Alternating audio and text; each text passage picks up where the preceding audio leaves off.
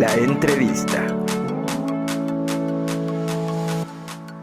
Formas de venderles como nuevos materiales, o sea, también la prueba de materiales que tuvimos que hacer para llegar a los... Aquí sabemos poquito del mezcal y lo hemos dicho siempre. ¿Qué es una denominación de origen? ¿No? Y es que además pues somos amigos desde hace mucho tiempo y me da gusto que te esté yendo tan bien, gracias. Las verduras, así, de por sí era una recomendación y que muchos lo pasamos por alto, Sí, lo sí, pasamos sí. porque así somos muchos mexicanos. Claro. Y preocupados, bastante preocupados por el asunto. ¿Pero te has sentido amenazado por esta situación? ¿Cómo estás, mi estimado amigo? No, hombre, yo feliz de que nos tomes la llamada, compañero. Término en inglés que significa noticia falsa. Es una noticia que se difunde a través de las redes. Gracias por estar aquí porque eres actriz y además eres muy, muy talentosa. ¿Soñabas con esto cuando eras pequeña? Esta 3, que es operaciones concretas, es de 5 a 9 años. ¿Qué pasó? Nos colgó, no es cierto, es broma.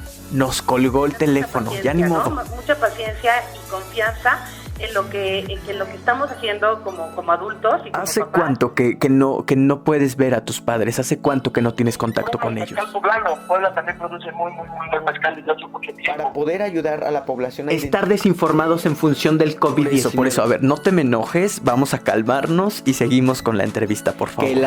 Que incluso ya están en tendencia. ¿Qué tanto puede afectar nuestra imagen pública? Algo que no te puedo describir con palabras. No, claro que no. Es como es en este caso el mezcal, no se tenía arraigado en todos los estados, digamos. Y pues para empezar, que nos cuentes quién eres, qué haces, ¿cuál es el miedo más grande que tienes? Está del otro lado y me da muchísimo gusto recibir en la línea telefónica. El secretario de Salud, Alonso Pérez Rico, pues daba cuenta hasta el día de ayer. Es que estás bien idiota. He hecho una revolución de desinformación bastante grande. Es importante que es un contenido, como tú dices, informado, que es un contenido real. Pero que llevan 16 años trabajando con estas cajas y estas cajas son las que les ha dado de comer. Sí, claro, lo que pasó con el cristalazo. De hecho, esa era la referencia que estaba haciendo. Pero es que, por eso, pero es que a eso se le llama una masculinidad frágil. Es decir, eso es a lo que le teme mucha gente.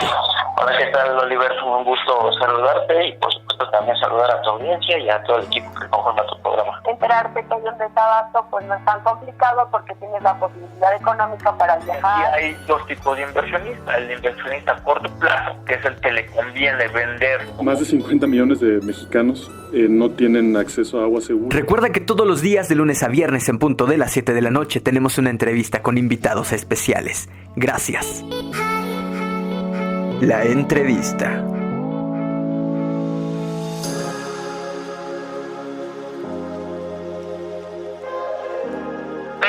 Oye, Fito, tantito, me comentan en cabina que tenemos como un ruido extraño en la llamada. Me parece que te van a colgar y te van a volver a marcar para que ya no tengamos problemas con la comunicación, pero regresamos en un momento, por favor. Esta situación, platicando con el médico Gustavo Adolfo Lara Galván sobre lo que implicaría estar ya en una tercera fase de este confinamiento. Lo hemos platicado aquí en diversas ocasiones y hemos tratado de estar muy pendientes de lo que ha anunciado la subsecretaría y pues de que no tengamos ningún problema al momento de relacionarnos entre todos. Déjenme ver si es que está...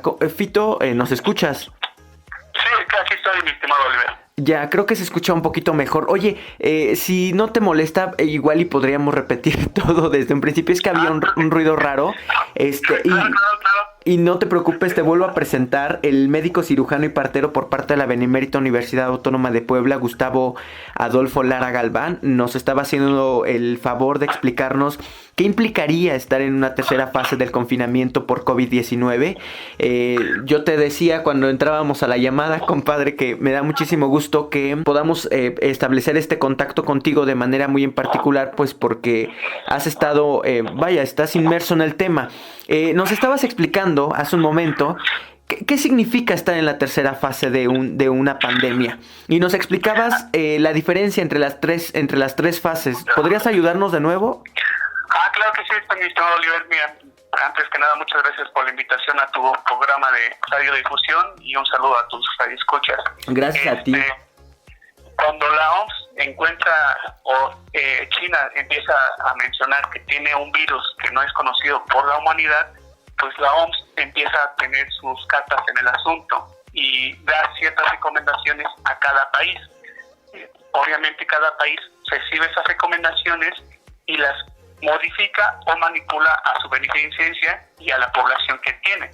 En este caso México, el doctor Gatell, el subsecretario de Salud, lo puso sencillamente en 3 fases, como un semáforo, verde, amarillo y rojo. En esta situación, cuando se declara la pandemia en México el 27 de febrero, pues la fase 1, la verde, que significa que los pacientes que tengan enfermedad COVID positivo van a ser pacientes que hayan viajado al extranjero, o sea, el virus fue exportado de cualquier foco de infección en ese momento, por lo cual pues se tiene cierto tipo de recomendaciones en los aeropuertos, en las aduanas, para que no vaya a ser más contagio.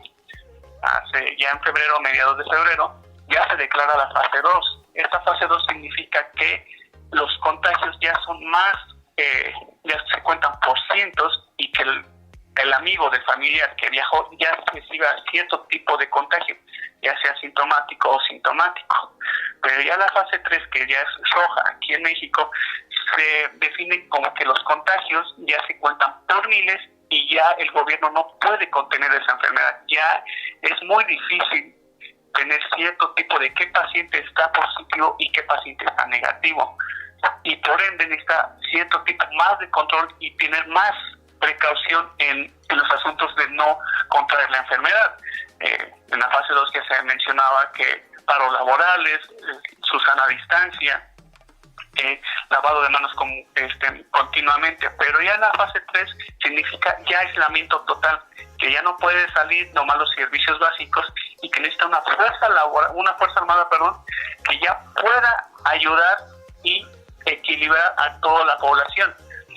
Ya hemos visto días pasados que la Guardia Nacional ya está en ciertos hospitales que van a funcionar con COVID positivo. Es decir, ya hospitales ya no van a tener otros servicios, por ejemplo el servicio de traumatología y ortopedia, el servicio de cirugías programadas. Todos esos servicios que no son nada respiratorios pasan a subrogar a otros hospitales.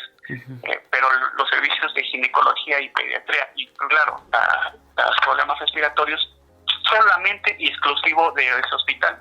Claro ejemplo tenemos acá el Hospital Ávila Camacho, conocido el Hospital de San José. Ya el gobierno federal lo puso como Hospital COVID-19. Okay. Que es como el hospital donde se atenderán los casos de manera principal en este hospital, ¿no? Exactamente, solo ese hospital va a utilizar todos los pacientes y medios para contener esta enfermedad. Claro que ya la fase 3 ya se manda la cuarentena otros días más, otras semanas más. En el caso es 30 de mayo. Pero los lugares que no tengan baja confirmación de COVID, que tengan bajos focos de infección, podrían levantar el 17, la cuarentena exactamente el 17 de mayo o inclusive antes, pero todo depende de la población. Oye, ahora, estas fechas se marcan porque, de acuerdo a lo que dice la Subsecretaría de Salud, la etapa más fuerte, y de acuerdo también a lo que dicen los especialistas, la etapa más fuerte de la pandemia en México estaría del 6 al 13 de mayo, ¿ok? Serían como el momento más crítico.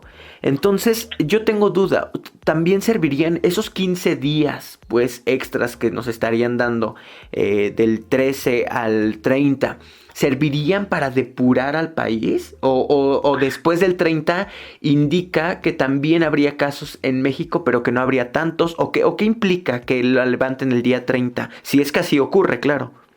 Aquí, en cuestión de la salud, en términos epidemiológicos, existe la mencionada curva de contagios. Ahí se van mencionando qué tantos pacientes se van contagiando y cuántos pacientes no se están confirmando.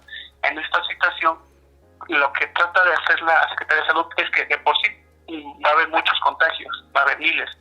Lo que quieren que sea poquito a poquito, que no sea tan brusco y elevado. Es como, por ejemplo, que en tu estudio tengas a 20 personas de un solo jalón y que a las 20 las tengas que entrevistar, no, pues te vuelves loco. Pero si esas 20 personas un día ves 2, al siguiente 2 días, al otro día 3 días, entonces se va poco a poco y todos van recibiendo atención. En esta situación, como la curva ya, como todo, tiene un inicio, tiene un aceleramiento, ahora sí, un alzamiento, tiene una meseta y después tiene un declive y fin. Eso pasa en todos los seres vivos. En esta situación, en cuestión de contagio, hay un caso cero, empieza a elevarse, tiene una meseta y decliva. Es cuando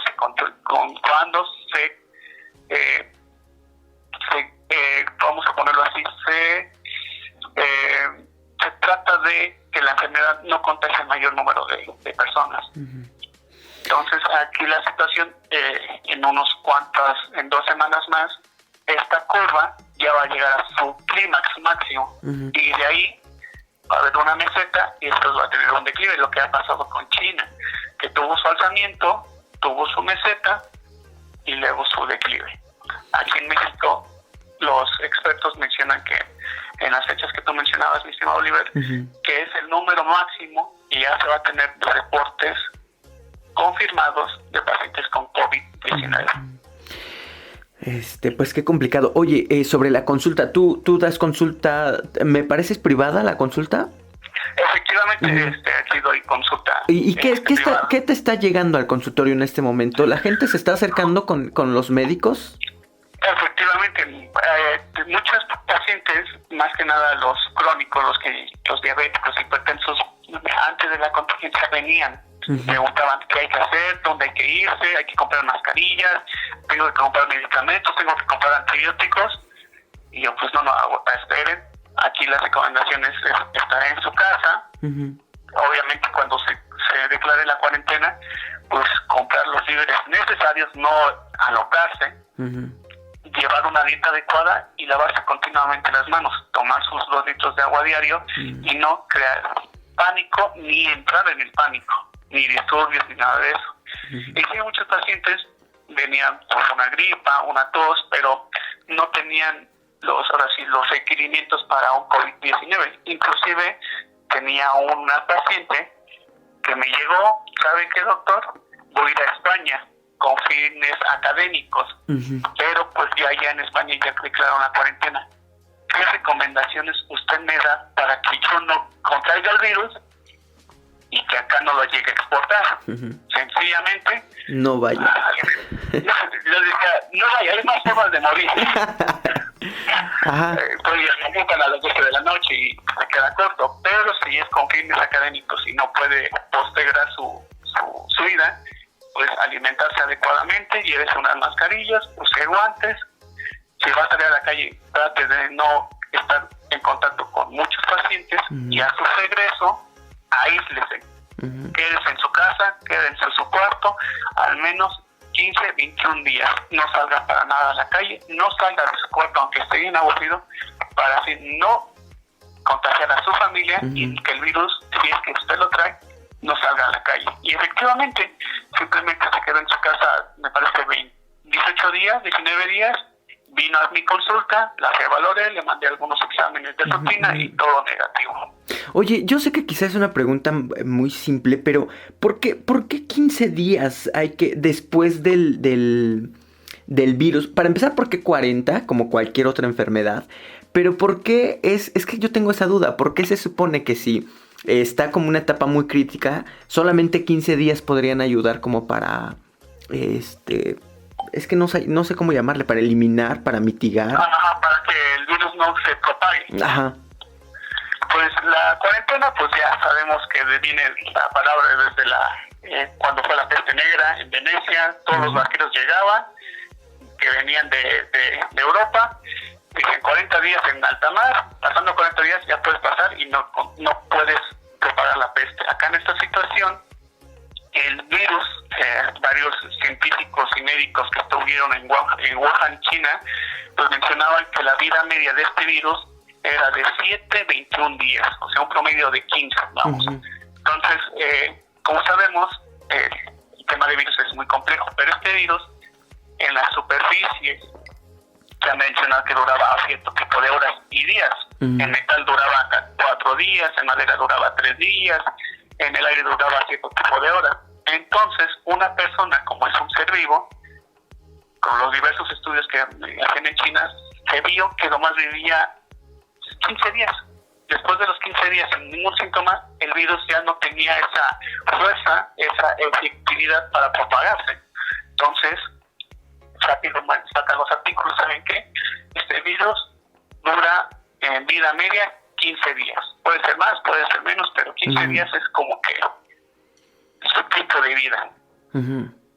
Oye, en el caso de que la cuarentena se declarara como terminada para el día 30 de mayo, ¿existiría todavía la posibilidad de un nuevo brote en nuestro país o de que los que se supone podrían haber ya generado la inmunidad pudieran volver a adquirir el virus?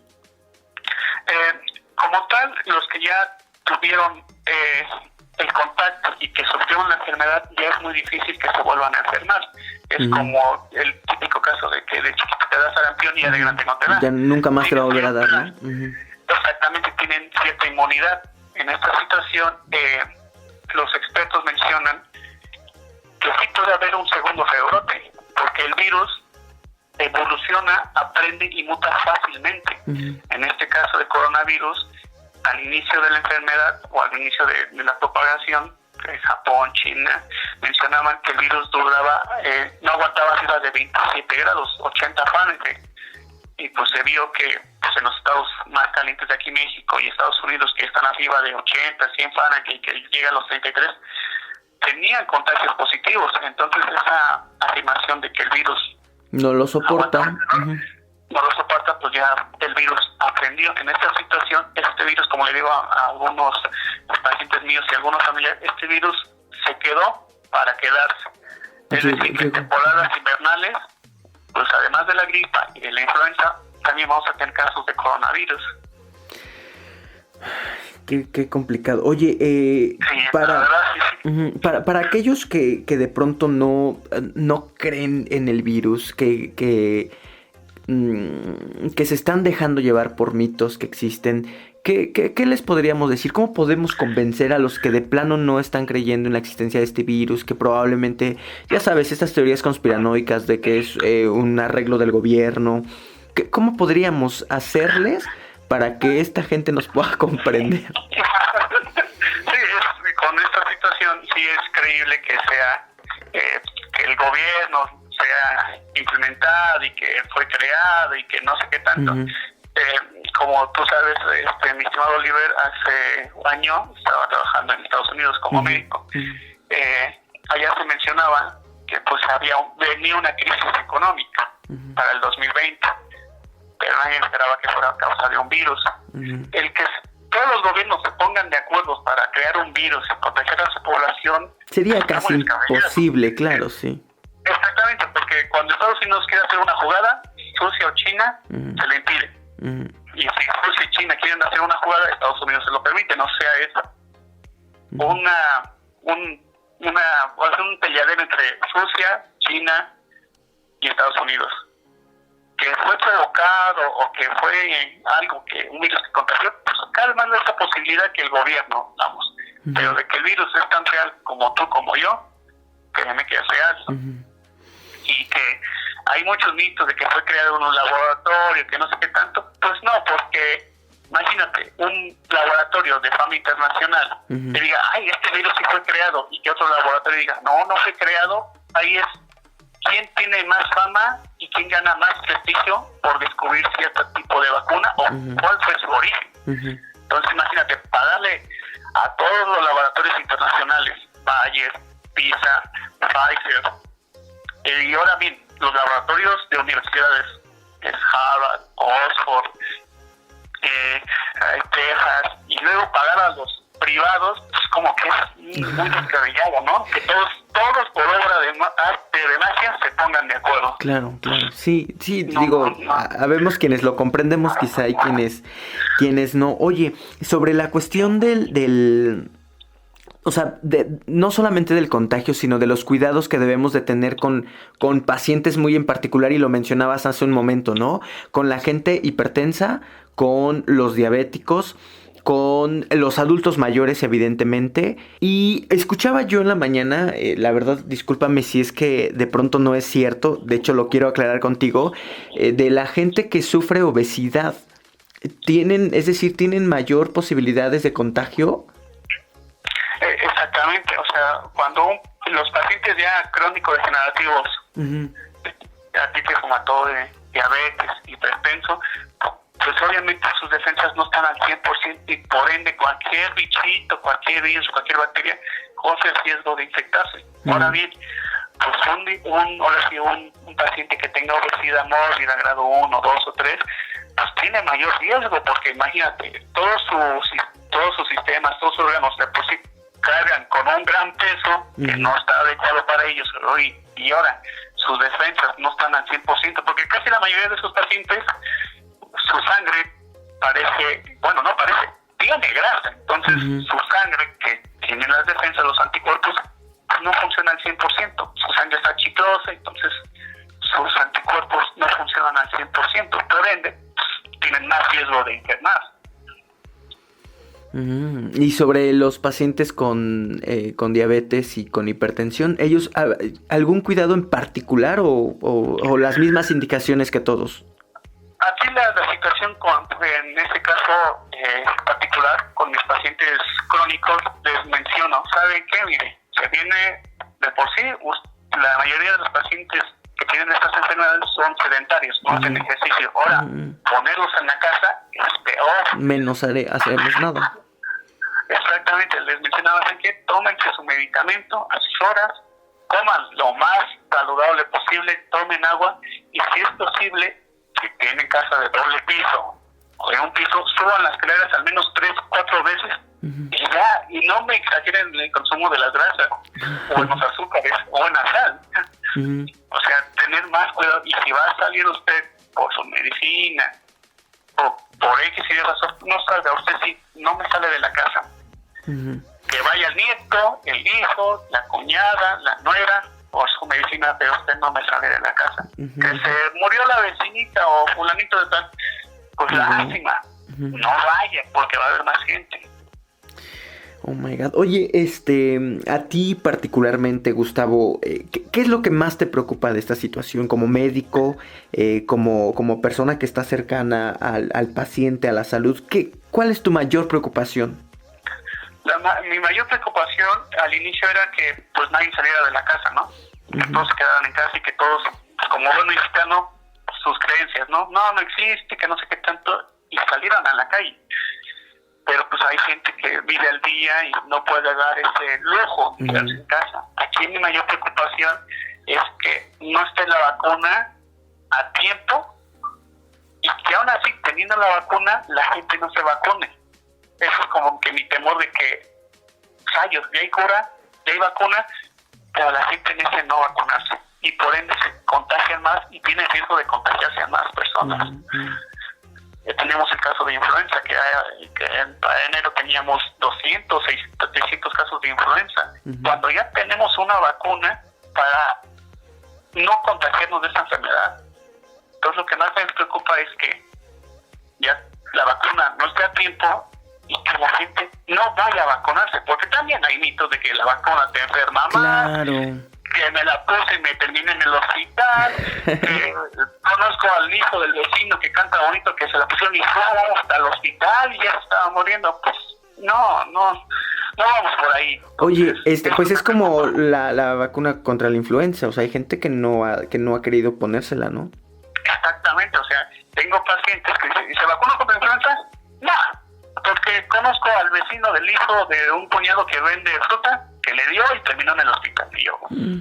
Sí, es que también ponerte las vacunas no quiere decir que vas a ser inmortal, ¿no? Exactamente. Lo que hace la vacuna es que si te llegas a enfermar, vamos a poner este caso, de influenza, pues no te vas a enfermar tanto. O sea, sí, incluso no te vas a morir. O sea, la ventaja aquí es que no te vas a morir. Exactamente. Y hay pacientes que me la puse y terminé en el hospital. pues qué bueno que se la puso, porque imagínense, no se la pone, ahorita estuviera enterrado a 3 metros bajo tierra. Oye, ¿y nosotros los chavos qué hacemos? Los que estamos en edades entre quizá 18, 35, 40 años, que tengo entendido somos la población que corre menos riesgo. Pero ¿cuáles son las medidas que debemos tomar? Digo, entiendo que la Susana distancia y entiendo que el confinamiento y entiendo que alimentarnos de manera... Pero ¿podríamos preocuparnos de algo en particular? Yo diría que ahora sí esta generación tome mucho... no es cierto. No, eso va a ser después de la cuarentena, compadre. Después de la cuarentena, exactamente. No, aquí las medidas precavidas general, ¿no? Su distancia, su sana distancia, lavado al menos 30 minutos, 10 minutos a diario, no salir a la calle, no sentirse ahora sí el muy vivo, el muy valiente, porque tengo un paciente que casi caso verídico, confirmativo, que su esposo que trabajaba en Volkswagen, un chavo que era ingeniero que fue a Europa, en esta pandemia regresó, tenía 25 años y falleció de COVID positivo. Entonces, que esta generación, este grupo de edad, no somos inmunes a enfermarnos. Claro. También corremos riesgo. A diferencia es que tenemos mayor tipo de defensas, y tenemos mayor posibilidad de sobrevivir. De salir bien librados, pues. Exactamente, pero si sales, vas a fiestas, vas a la calle sin ningún tipo de protección, te expones a enfermarte. Es como ir a la guerra sin tu chaleco, sin casco y sin rifle. Sí, claro. Pero sí tenemos medidas preventivas de lavarse las manos, no salir a la calle para nada y tener su distancia si es que llegan a salir a la calle, porque cuando viajo en Uber, muchos taxistas, servidores me dicen, es que cuando salgo piden taxi y llevan a la hija, llevan al nieto, llevan a la abuelita a dar una vuelta. No se crea, no es esto, es vacaciones pero en casa. Sí, es que es muy complicado también, ¿no? Yo sé que quizá es otro tema, pero hablábamos hace unas semanas con una persona que nos acompañó en un enlace telefónico, hablando sobre la cuestión de que por qué la gente no entiende y por qué se queda, y por qué sale y que por qué se va quizá al balneario y a todo. Vaya, digo, entiendo que es otro tema, pero es que también tiene que ver con las cuestiones laborales de este país, ¿no? Es el único tiempo que tienen de vacaciones en muchas ocasiones y pues quieren aprovecharlo. Digo, lo más complicado es que no comprenden que están poniéndose en riesgo y que están poniendo en riesgo a la población. Pero ese ya será tema de otra charla. Yo te agradezco bastante, mi querido Fito. Te dije varias veces Fito durante la conversación, pues porque... ¿Sí te dicen así? Sí, de hecho mi correo profesional es DRFITO Lara @gmail.com. Ahí la mayoría de mira. Fito, entonces sirvió que te pusiéramos de algo, Fito. Pues nada, Gustavo Adolfo Lara Galván, médico cirujano y partero por parte de la Benemérita Universidad Autónoma de Puebla. Danos tus datos, ¿no? Por favor, la dirección de tu consultorio, cómo te podemos contactar, si necesitamos algo y si nuevamente requerimos alguna información, ojalá nos pudieras ayudar igual en la línea telefónica.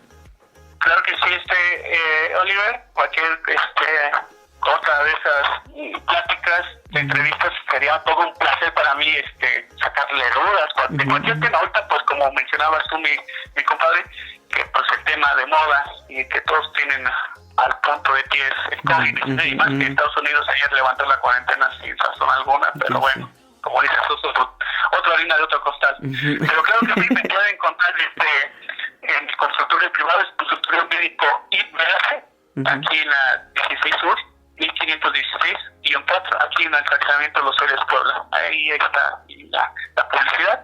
Y como mencionas, mi correo electrónico personal es drfito.lara@gmail.com. Hay cualquier cosa de agendar o tener una cita, con mucho gusto. Y también mi teléfono personal es el celular 22 27 26 55 47. 22 27 26 55 47. exactamente. 16 Sur, 1516. Ajá. Perfecto. Son 4, fraccionamiento Los Héroes, Puebla, ahí por el periférico. Ahí a una cuadra de Farmacias Guadalajara, de aquí de la 14 Sur. Perfecto. Pues estamos en contacto para cualquier otra cosa, Fito. Te agradezco bastante.